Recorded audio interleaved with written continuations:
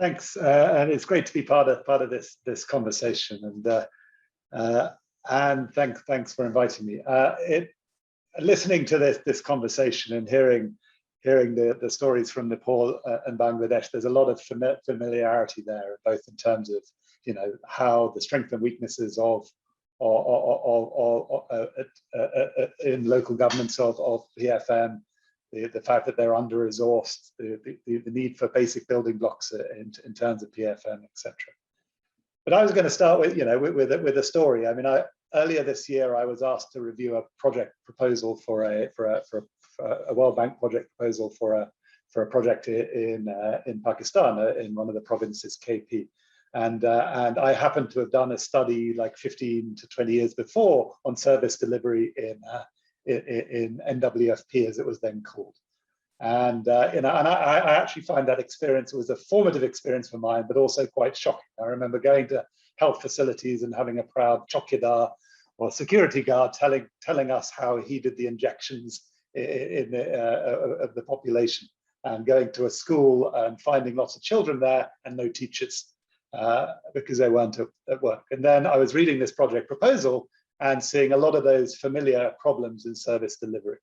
And so I decided to do a little bit of digging, and I got out my old report and then started going online and looking at the provincial level budget.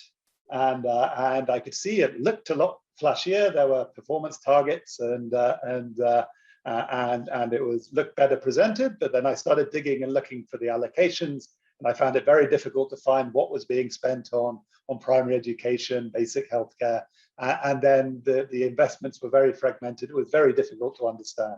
And then I went to look at a couple of the district budgets, and one of the problems I remembered from before was that the education budget was dominated by salaries. And I looked again, and well over 95% of this district's budget was on salaries for education services. And basically, whilst a lot of the way the PFM system looked, it looked different, but when you actually dug down, things had not changed. The actual allocation of resources and what was happening, and actually the problems in delivery had not changed significantly.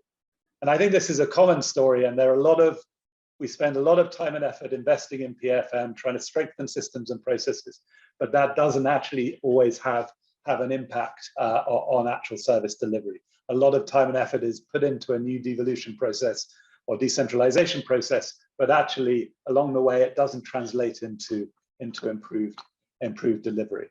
And so the key, I think, challenge for us is to think, how can that be done? And I've got a couple of slides to share if I'm allowed, but it says I'm disabled. It's disabled, so I don't know if you're if I'm able to do it.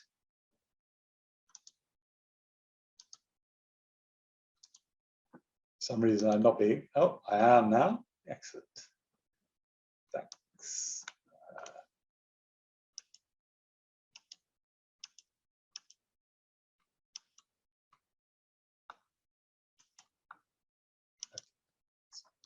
So can you see?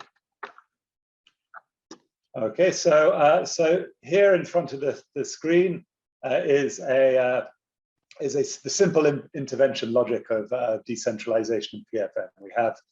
We have policies to devolve power, functions, and resources to the local level, the strengthening local PFM systems and other systems and processes, and building local capacity. And the assumption that this will actually result in improvements in the adequacy and equity and reliability of resources for delivery, and also will have more responsive, accountable local institutions that are effectively managing financial and human resources for delivery in line with local needs. And that should enable better delivery, service delivery results.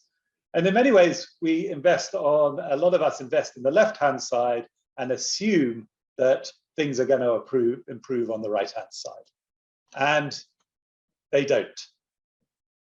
Okay, and the reality is messy, but what happens is governance bottlenecks to delivery persist, whether it's the allocation of resources or the ability of frontline providers to spend money for delivery, or the adequacy of the inputs. There is these constraints to delivery, and the impact of the PFM systems on delivery do not persist. And there's limited positive change in resource allocation.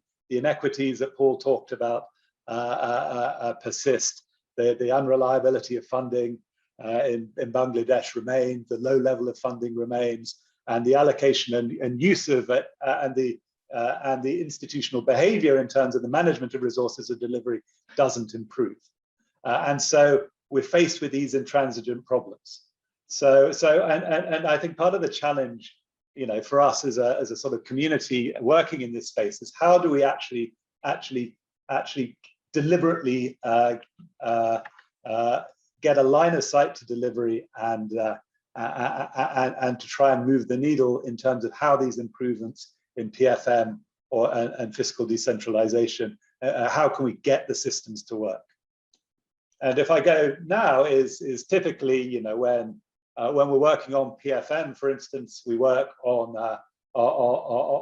in central finance agencies, and maybe if we're working in a new local government system, we build stronger PFM systems in local governments.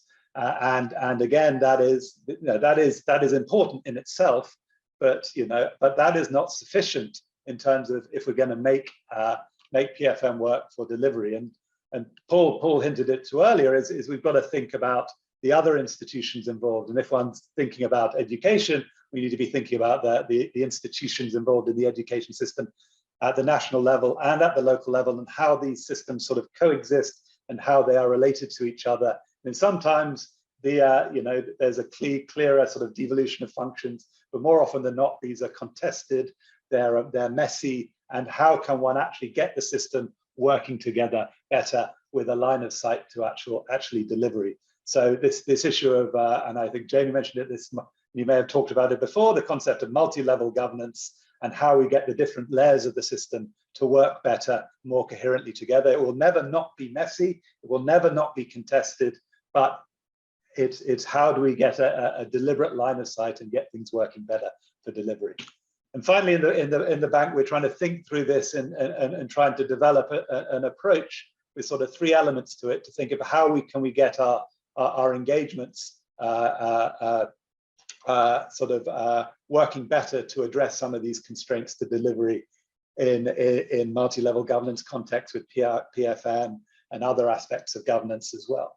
And so I think the first thing is it starts with something we're calling gov bottlenecks as a term, but an approach to identifying and addressing the sort of key binding constraints that the PFM, that financing, and what are the institutional constraints to service delivery and to value for money in service delivery. So trying to identify, rather than necessarily trying to build the whole system, is to try and think what are the key sort of constraints to delivery, and how can we work backwards towards unblocking those bottlenecks.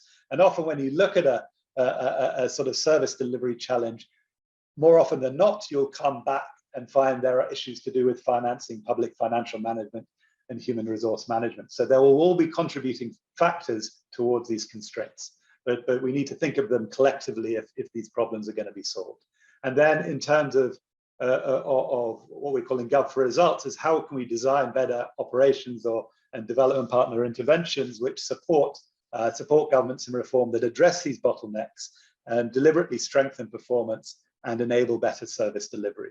And then also acknowledging that reform and change is messy, is how do we support reform processes that are more results focused, but also a lot of these problems are about collective action and getting coordination. Is how do we get better reforms that involve collective action and that are also iterative and adaptive and that solve problems as you go along, so that you can have reform processes that actually are better at solving these problems. And how can also we, the bank and other external actors, support countries through dialogue, technical assistance and operations in a way that enables reform that actually moves the needle on delivery. So let me stop there. I'm looking forward to discussing this.